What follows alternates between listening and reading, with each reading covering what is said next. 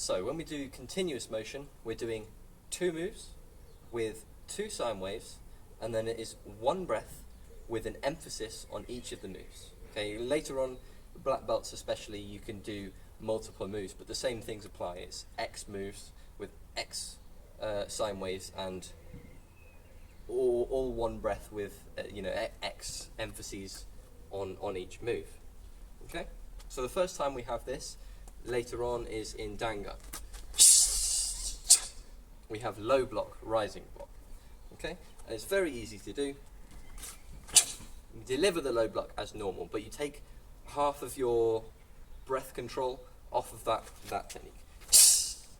Now notice, even though I'm slowing down my breath, this hand is not moving. We must cease delivery with a hand. What changes instead is as soon as the hand is delivered, the knees start to bend. Okay, so we still do full sine. We still must have a relaxed position, despite the fact we're not moving our feet. This is how it is.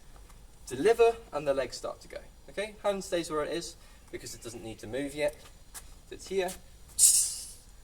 Hands, as we stand up, come to our chamber position, and then as our legs drop, our weight drops, they would deliver the rising block as normal. That's continuous motion. So when we have fast motion, what it is 2 techniques with 1.5 sine waves, and I'm going to explain what that means in a second, and then 1 breath on each of the moves. So a very good example that we have generally is from front kick, not done in fast motion. We have what's sometimes colloquially called double punches, which really means 2 punches done in fast motion. So kick here, the first technique is done as per normal. We have full sine wave here. Without stopping, we have this lift generally. Okay, so before we had low block, rising block, and we duck and lift. Before, we're just getting rid of the knee bend. We're just lifting generally onto the heel. Careful about not rocking forwards. We're not pushing our weight forwards. We are pushing up. Push your head up. Keep your chest up. And then as we drop down, we'll deliver with the rear hand. All the way through. Front kick. Here in fast motion. Finally, we have connecting motion. Now, connecting motion is still 2 moves, but they are done with 1 sine wave between them, which makes it a little bit more complex. Okay, so one example that you can use, and it's the first time it comes up, is hooking block, and then you drop into punch. Now, the difficult thing about hooking block is it's a low impactive technique, and you have less of a breath on it here, but you do have 1 breath all the way through the 2 moves. Okay, so before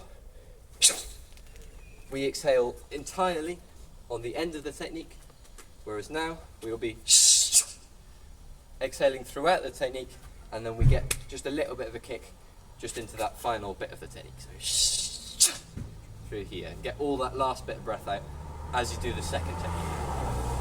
Okay, so we are here, or wherever we are. We come forwards. Let me remind myself up. Here. So first technique, you lift yourself up. Here, nice and easy. And then the second technique, you'll be dropping down onto it. The question for the black belts is, where else do we see connecting motion?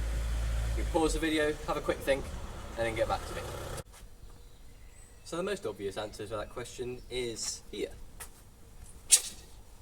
Palm scooping block followed by a single punch. Yeah. And you'll find that in Gaebeck and also later on in Yushin.